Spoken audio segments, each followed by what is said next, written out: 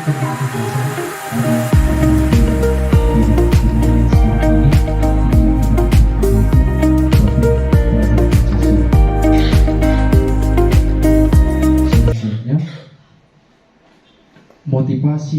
perilaku manusia. Yang pertama yaitu motivasi ekstrinsik. Ini sering kita temui nanti Bapak Ibu. Untuk menghindari ketidaknyamanan dan hukuman, murid melakukan disiplin diri karena takut dihukum. Ini adalah tingkatan terendah dari motivasi perilaku manusia. Jadi dia mematuhi sebuah aturan hanya karena takut dihukum, bukan karena kemauan dia sendiri untuk berdisiplin. Yang kedua, untuk mendapatkan imbalan atau penghargaan dari orang lain. Murid melakukan disiplin diri karena ia menginginkan imbalan. Motivasi ini satu tingkat di atas motivasi yang pertama. Ada siswa yang melakukan disiplin, yang menaati aturan hanya ingin mendapatkan imbalan, yaitu berupa pujian. Nah, pada motivasi intrinsik, yaitu untuk menjadi orang yang mereka inginkan dan menghargai diri sendiri dengan nilai yang mereka percaya. Murid melakukan disiplin diri karena sadar akan nilai kebajikan. Ini adalah akan membuat seseorang memiliki disiplin positif. Yang diharapkan di sini adalah siswa melakukan disiplin itu sesuai dengan isi hatinya, tidak karena paksaan, tidak karena hanya untuk mendapatkan imbalan atau pujian, atau juga untuk menghindari hukuman. Kita bisa baca bersama Bapak Ibu. Ada di sini identitas gagal, ada juga identitas sukses. Kita selama ini mungkin, saya sendiri juga sebagai guru, ini yang sering kita lakukan Bapak, yaitu hukuman. Nah, kita diharapkan itu memiliki identitas yang sukses, yaitu dengan disiplin positif. Ada dua nih, konsekuensi dan restitusi. Nanti akan kita pelajari di bawah lagi Bapak tentang restitusi. Kita bisa baca bersama. Dulu mungkin dibilang hukuman, kalau sekarang konsekuensi atau sanksi.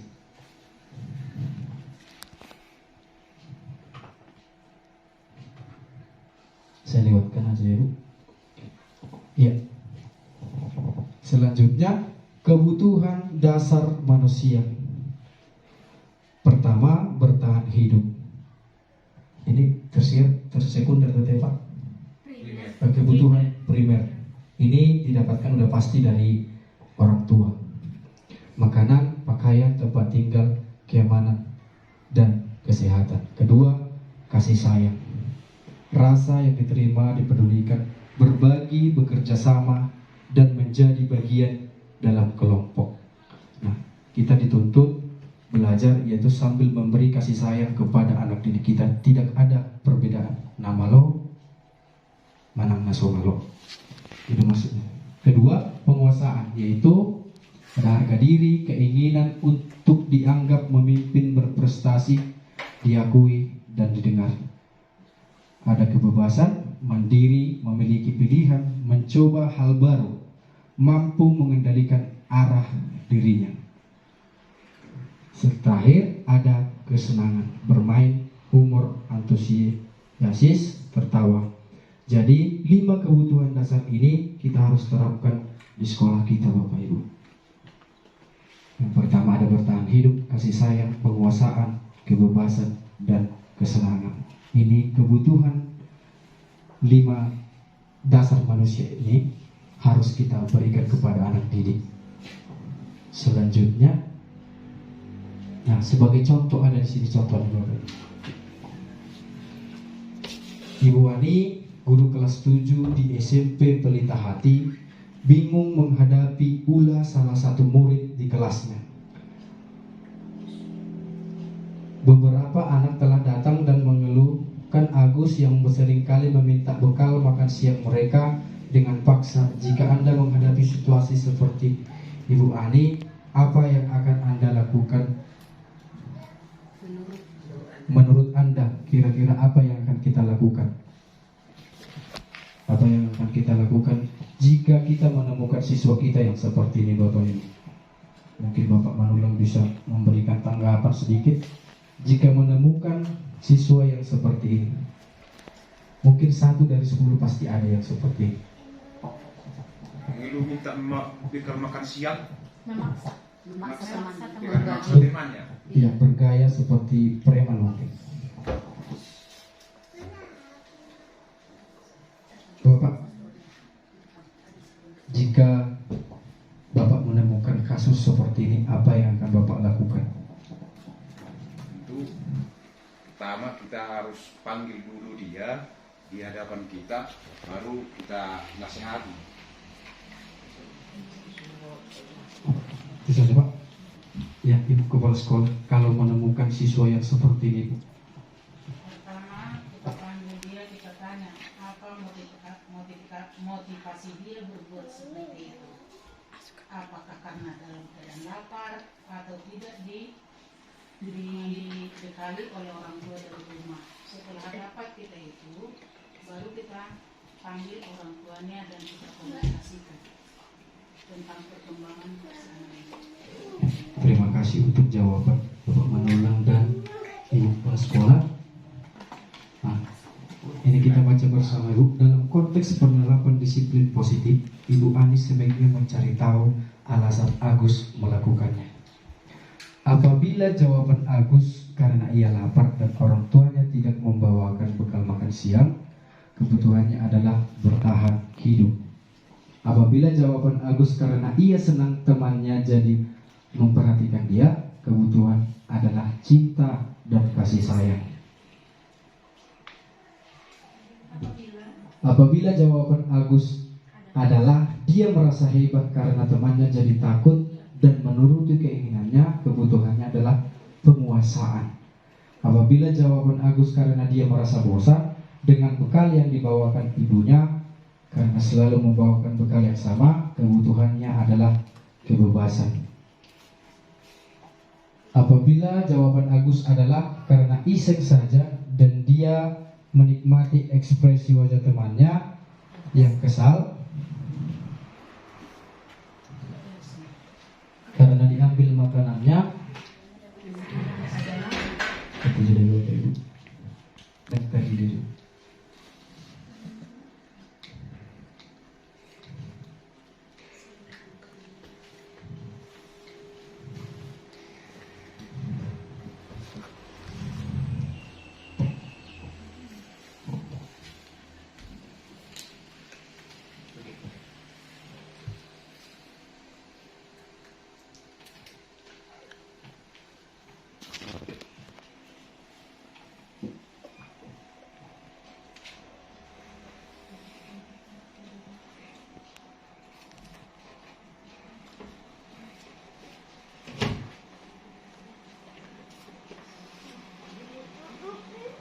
Yang terakhir, apabila jawaban Agus adalah karena iseng saja dan dia menikmati ekspresi wajah temannya yang kesal karena diambil makanannya, kebutuhannya adalah kesenangan. Yang kedua, 5 posisi kontrol guru. Yang pertama, ada sebagai penghukum, ada pembuat merasa bersalah, ada sebagai teman, ada sebagai pemantau, ada juga sebagai manajer. Kalau saya sendiri, selama saya mengajar dari tahun 2016, yang paling sering saya ambil posisi kontrol guru yaitu penghukum dan pembuat rasa bersalah. Jujur saya itu Bapak Ibu. Pada tahap di era sekarang ini kita dituntut yaitu menjadi seorang manajer dan juga seorang teman. Tapi kalau bisa 5-5-nya ini harus kita terapkan. Saya mau bertanya kepada Bapak Ibu. Bapak Ibu sudah luar biasa pengalamannya mendidik anak didik kita. Ibu Ermila dulu sebagai orang yang mungkin paling tua di sini, selama menjadi seorang guru, Ibu posisi kontrol mana yang Ibu terapkan di sekolah?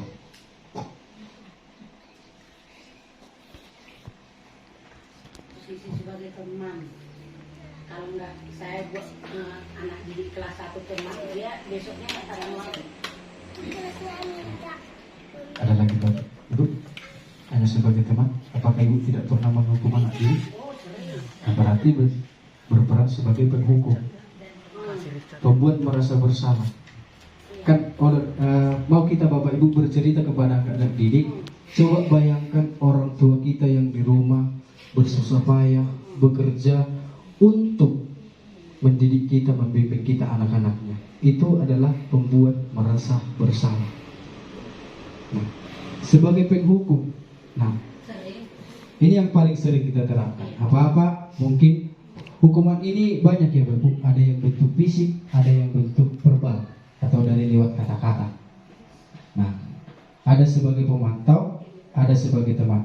Nah, sebagai teman ini sering kita di kelas masing-masing. Contoh, anak didik itu dalam proses belajar mengajar, mengerjakan tugas contohnya, kita memantau satu persatu. Berarti kita itu berproses sebagai pemantau dan juga sebagai teman. Kalau ada yang kurang kita ajari.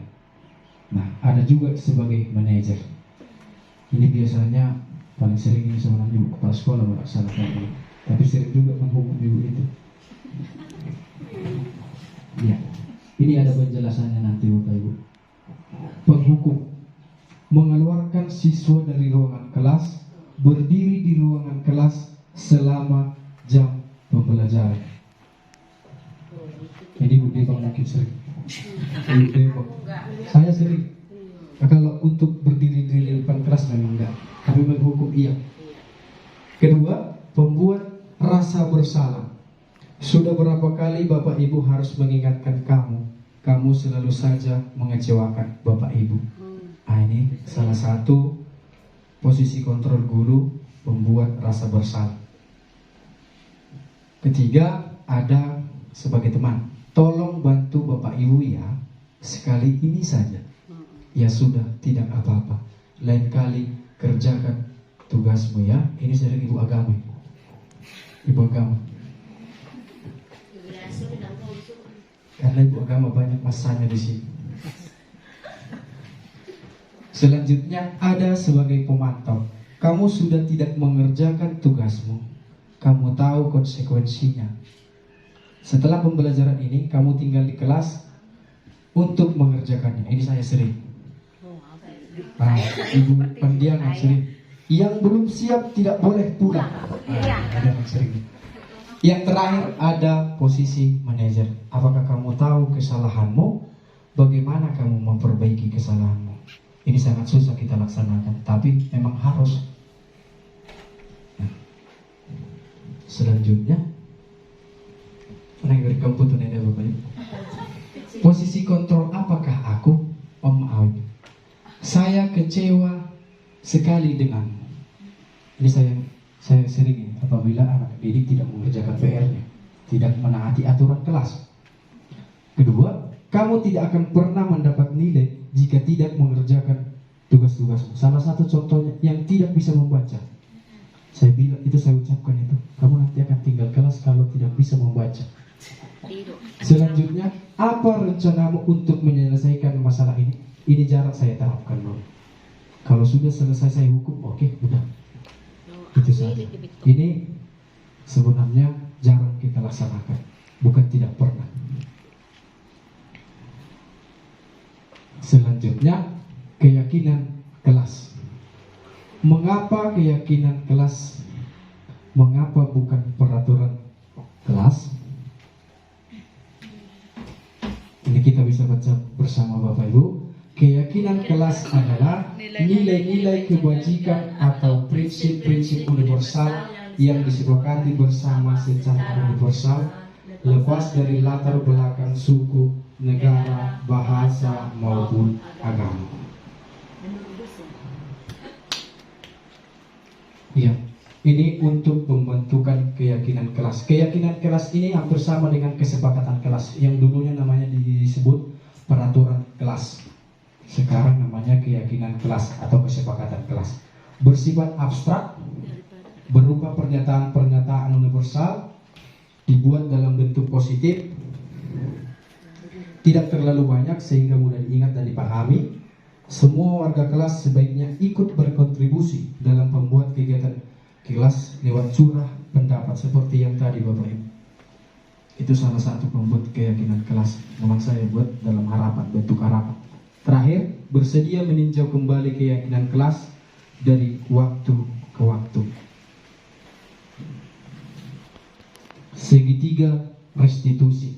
Nah, sebelum sampai ke sini Bu, ini saya cerita sedikit. Ini tadi pagi sebenarnya pengen saya buat di kelas 6. Kalau di kelas 3 masih susah Bapak Ibu diajak untuk berkolaborasi dengan mereka. Jadi pembentukan keyakinan kelas ini kita buat bersama anak didik kita menurut pendapat mereka. Kita tulis di selembar kertas. Mereka menuliskan apa yang menjadi aturan kelas. Contoh, tidak boleh buang sampah sembarangan, tidak boleh terlambat, harus mengerjakan tugas.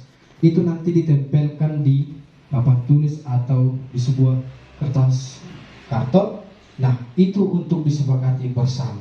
Jadi, itu bukan kita yang buat, kita kesepakati bersama anak didik kita. Itu maksudnya di sini, Bapak.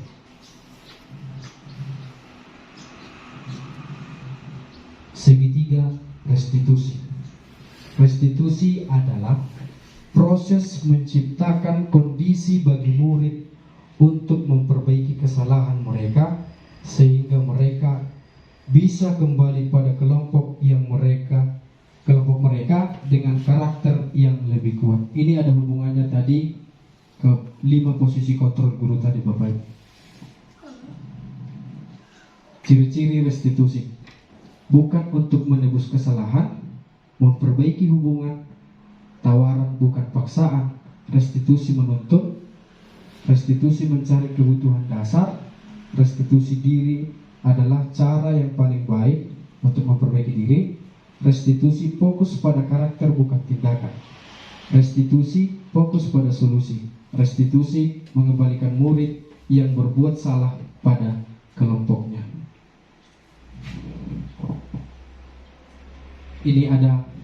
Inilah segitiga restitusi Bapak Ibu. Yang pertama yaitu validasi tindakan yang salah. Kedua, menanyakan keyakinan. Ketiga, menstabilkan identitas. Itu ada beberapa pertanyaan yang kita lakukan. Nah, apabila kita menemukan anak didik kita yang bersalah, contoh terlambat.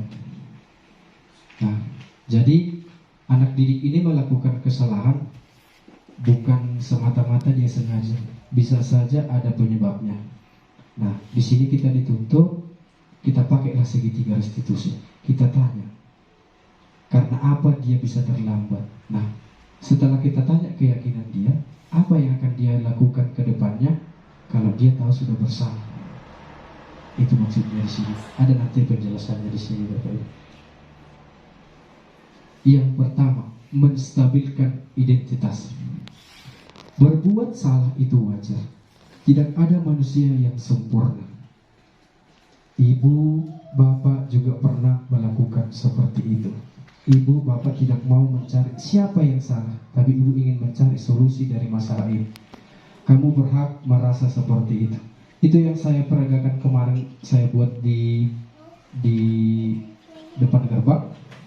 Saya buat contohnya itu ada siswa yang tidak lengkap memakai atributnya, tidak pakai dasi dan tidak pakai topi. Jadi anak didik yang melakukan kesalahan tidak melulu harus kita hadapi dengan hukuman. Nah, kalau kita berjumpa dengan anak didik kita yang melakukan kesalahan, marilah kita melakukan segitiga restitusi Bapak. Kita tanya kenapa dia seperti itu dan apa yang akan dia lakukan ke depannya setelah dia tahu melakukan kesalahan. Kedua, validasi tindakan yang salah. Ini ada contoh katanya, Bang. Kamu pasti punya alasan mengapa melakukan hal seperti itu. Padahal kamu bisa melakukan hal yang lebih buruk dari ini ya. Kamu patut bangga karena telah melindungi sesuatu yang penting buatmu. Kamu melakukannya karena mempertahankan sesuatu yang penting bagimu. Selanjutnya menanyakan keyakinan. Apa keyakinan kelas kita? Nilai-nilai apa yang telah disepakati bersama? Seperti apa gambaran sebuah kelas yang ideal menurut kamu? Kamu ingin menjadi orang seperti apa? Nah, setelah kita menanyakan keyakinan, ya Bapak Ibu, inilah yang kita tanyakan kepada anak didik kita. Jadi tidak melulu dengan hukuman. Kalau anak-anak didik kita biasanya kan pasti kita langsung memberi hukuman. Bisa juga berubah hukuman fisik, bisa juga atau lewat verbal. Nah, bisa memberi hukuman, bisa. Tapi bukan hukuman lagi namanya, konsekuensi. Nah, bisa memberikan konsekuensi kepada anak didik, tapi yang mendidik. Contoh, ada anak didik yang tidak mengerjakan PR contohnya. Nah, kalau biasanya kita pasti memarahi dia kalau tidak melakukan hukuman fisik contoh. Nah, kita bisa memberikan konsekuensi kepada dia cara mendidik. Contoh, mengutip sampah, membawa kompos contohnya, atau membawa tanaman-tanaman yang berguna untuk di sekolah. Itu bisa yuk. Tapi yang berupa hukuman verbal atau fisik tidak bisa. Ya, sekian. Saya ingin bertanya kepada Bapak Ibu semua, kalau boleh juga kita bermain peran. Kita buat satu kasus. Nah, kita gunakan segitiga restitusi. Nanti mungkin di sini saya sebagai siswanya, saya melakukan kesalahan. Contoh, tidak mengerjakan PR. Nah, Bapak Ibu guru sebagai guru, nah, menemukan kasus itu, apa tindakan kita? Yang kita gunakan di sini yaitu segitiga restitusi. Ini Bapak Ibu. Oke, baik. Saya bercerita sedikit di sini. Saya bertanya kepada Bapak Ibu nanti, acak saja. Ada siswa bernama si X. Dia itu siswa yang baik, siswa yang pintar.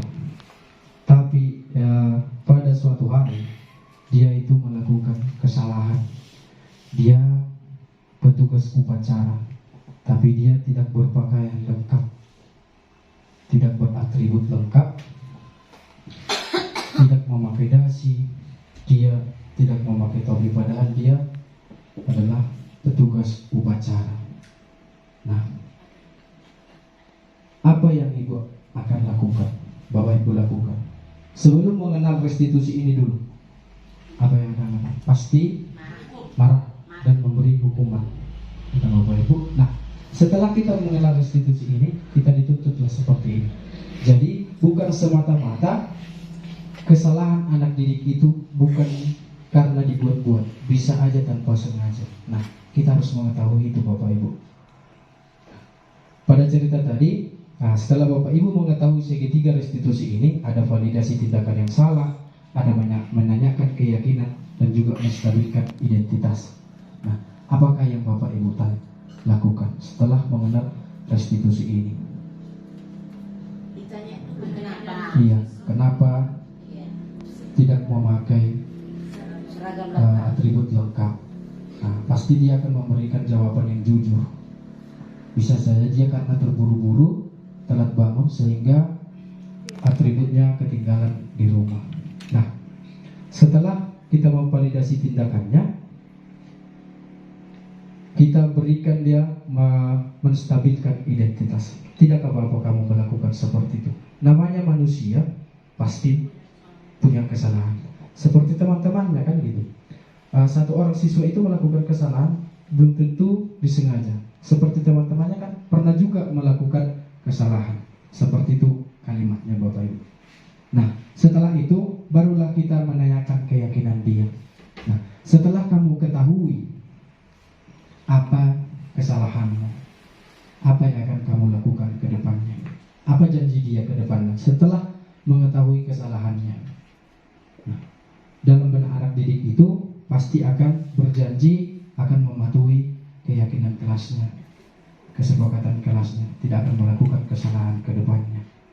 Nah, tapi memang melaksanakan ini memang masih dibilang sangat susah, Bapak Ibu. Saya melakukannya di kelas 3 memang masih sangat susah, apalagi di kelas 3 sekarang perubahannya dari mau ke kelas 4, berubah dari kelas 2, itu sangat luar biasa, Bapak Ibu. Apalagi kita di SD musik buat seperti ini sangat susah, Mas.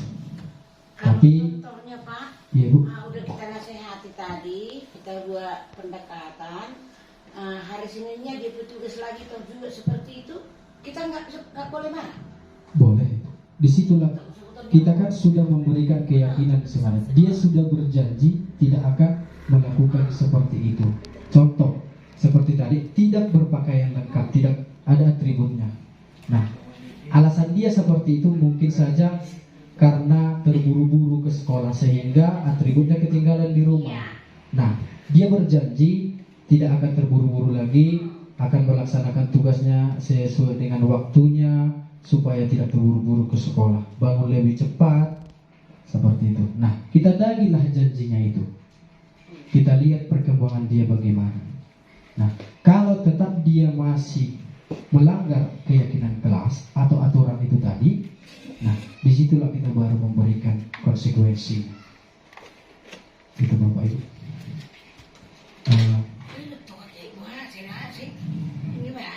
Itu saja Bapak Ibu yang sedikit yang saya dapatkan selama mengikuti pendidikan guru penggerak. Kalau ada yang kurang, ada yang salah, mohon dimaklumi Bapak Ibu. Seperti janji saya, apa yang saya dapatkan nanti selama mengikuti guru penggerak ini akan saya terapkan di sekolah pelan-pelan. Saya yakin itu bisa. Nanti saya ajak Bapak Ibu semua berkolaborasi. Kita bekerja sama Bapak Ibu membangun disiplin positif di sekolah ini supaya sekolah kita ini lebih maju ke depannya. Apabila Bapak Ibu ada yang ingin ditanya, boleh Bapak Ibu, dipersilakan.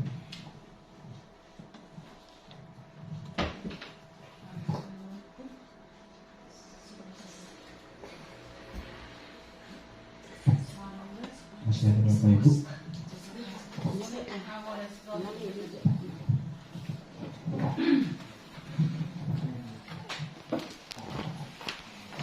Terima kasih kepada Pak Sastro yang sudah membagikan ilmunya, apa yang telah didapat dari